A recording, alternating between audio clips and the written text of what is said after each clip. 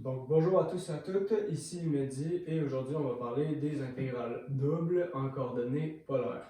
Donc la raison de ce cours, c'est que les intégrales doubles en coordonnées polaires sont assez différentes des intégrales doubles en coordonnées cartésiennes.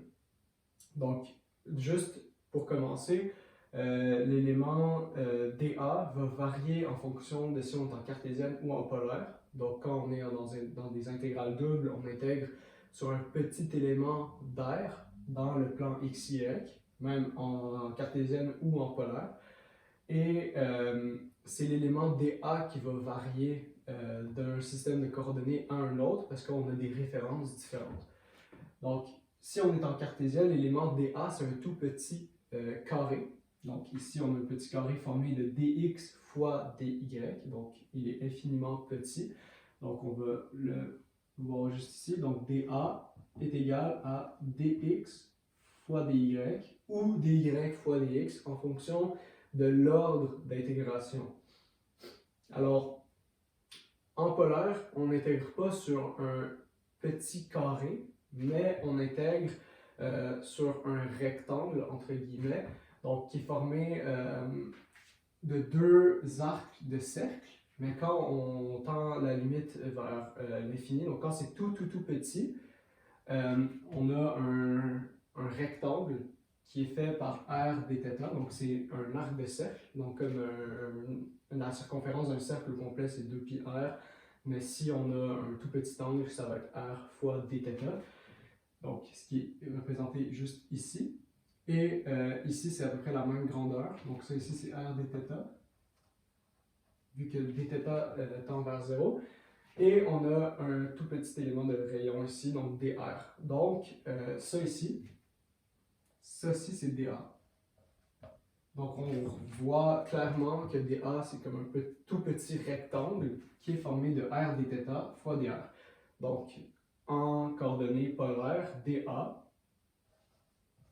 c'est égal à r dr dθ.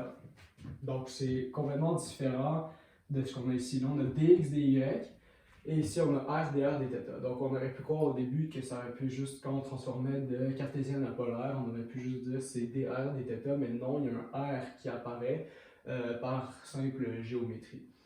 Donc, si on a une intégrale double en cartésienne et qui est très difficile à résoudre avec les variables x et y, on peut des fois changer ces variables-là pour faire une équivalence en r, θ.